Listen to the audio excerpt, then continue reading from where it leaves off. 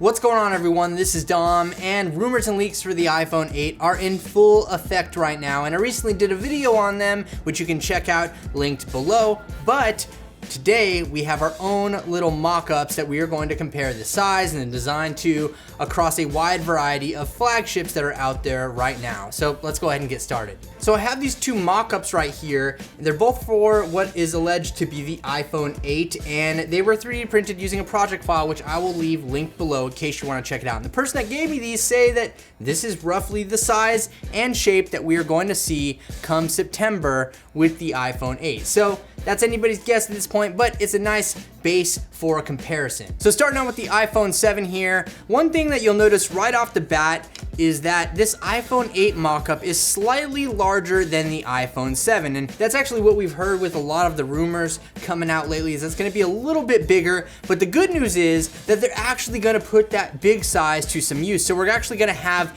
a much larger display that's going to span almost the full width and length of the front of the iPhone 8. It's gonna be awesome. I mean, I can't deny that. Now, on the back side is where we see some other changes here too. You can see that the cameras are different here. We're gonna have this weird, like, long camera on the back with like a dual camera setup. There's a lot of things that they can do with a camera setup like that, but as you can see here, the back sides are very different. But the most important factor here is that the iPhone 8 appears that it's going to be a little bit larger than the iPhone 7. Now, probably one of the easier comparisons to make here as far as the display goes is going to be with the Galaxy S8. Now, it's rumored that the iPhone 8 is going to feature the same kind of 18.5:9 aspect ratio, and well, that's what the Galaxy S8 has. So if we look at these two side by side, the mock-up and the Galaxy S8, it's obviously going to have a smaller display as well. I believe the rumor is still it's going to be around 4.7 inches diagonally, and it's going to be nice to have a much larger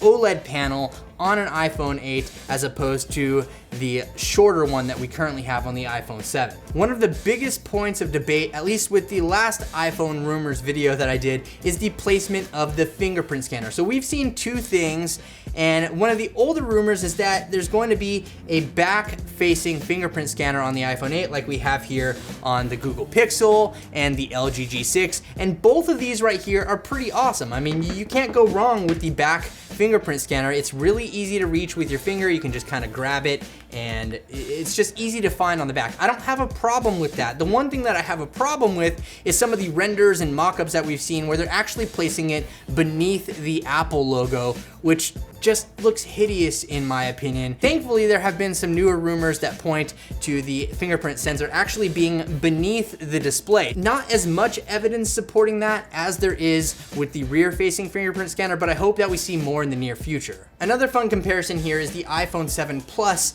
to the iPhone 8 mock-up, and obviously they took a little bit of inspiration on the camera here for the iPhone 8. You can see that we have that same design carried over from the iPhone 7 Plus and just flipped around a little bit. Personally, I think it would have been even better maybe if it shifted it to the middle of the phone. Not everybody may agree with me there, but at least that's something more normal than we've seen on other devices out there. A real big thing that has been pointed out lately is the size of the lock button here. As you can see, it's almost twice the size of the iPhone 7's power/lock button. You can see it's a lot longer there.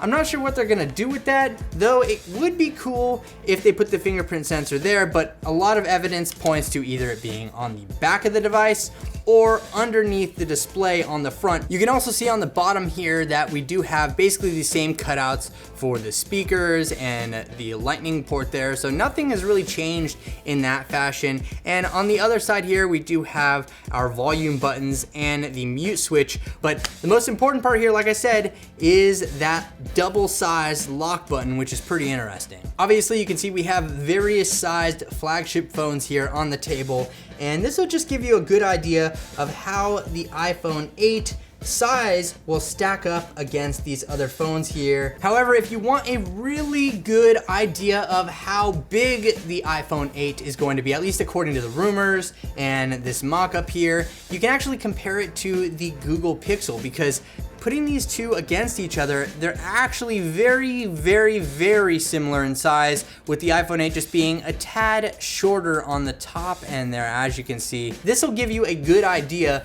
of how big or small the iPhone 8 is going to be next to the Google Pixel. One thing that I really hope for is that this model seems to be a little bit thicker than the iPhone 7. Now, if you're making a phone a little bit thicker, you damn well better put a bigger battery in there, because that's what we need. But let me know what you think about the iPhone 8 in the comment section below and all the rumors that you've seen. If you want to check out my previous video, you can find it right here and in the description. And if you want to check out the model in which I printed this from, I will leave that in the description for you as well. But thank you so much for watching, everyone. This is Dom, and I'll catch you in the next video.